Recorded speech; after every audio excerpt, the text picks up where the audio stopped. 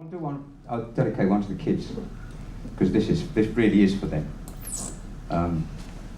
Two of whom are on my T-shirt with their cuz. There they are. 1, 2.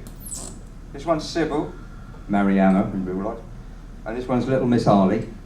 I won't tell you how she got that nickname, but if you ever find out, you'll have a broken nose. Okay. Jalika, her name is, and I did this thing last year. They rewrote a rock classic.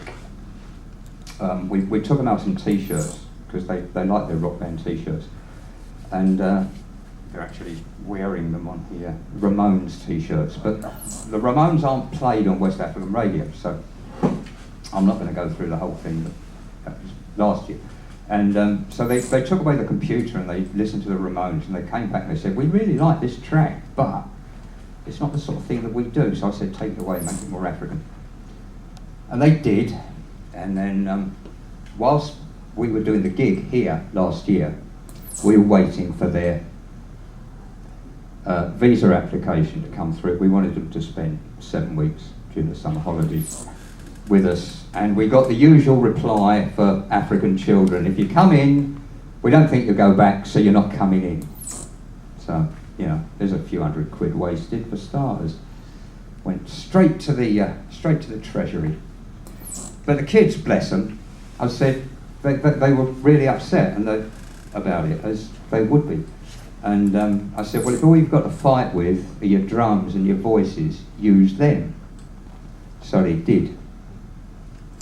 And this is about that.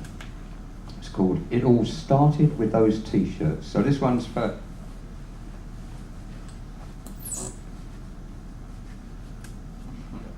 Ida, Mariana and Jalika, and the rest of them. It all started with those T-shirts we gave the kids that day. They like their rock band T-shirts because they like to sing and play, but their culture being different, they didn't know the band.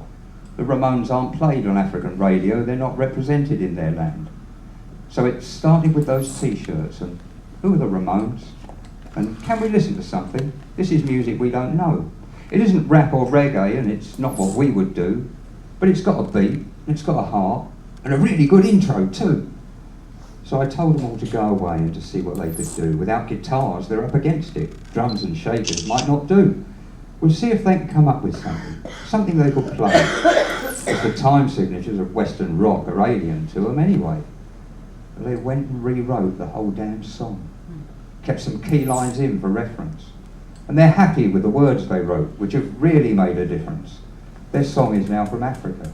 They've made it all their own. It comments upon their neighbours who left their countries to find new homes, dying by the boatload because the EU won't let them in. And they all know some who didn't make it. Their village has its fair share of them. 6 months later, they have an arrangement. And that took quite a bit of work. Minutes snatched when they got back from school after doing their homework, and this one uses voices, a tambourine, shaker and a drum. But their attitude has changed somewhat. The song isn't sung for fun. It's sung to fight injustice.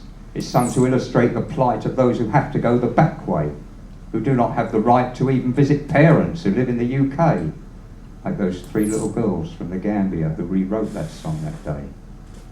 But now they're up on YouTube for the whole wide world to see, to put to shame the UK government and their apartheid policy. And it all started with those T-shirts and who are the Ramones? But it's now become a battleground to bring our children home. For we've not stopped fighting either. One day this injustice has to stop from the mouths of babes and children. Blood Sisters, Blitzkrieg Bop. Cheers.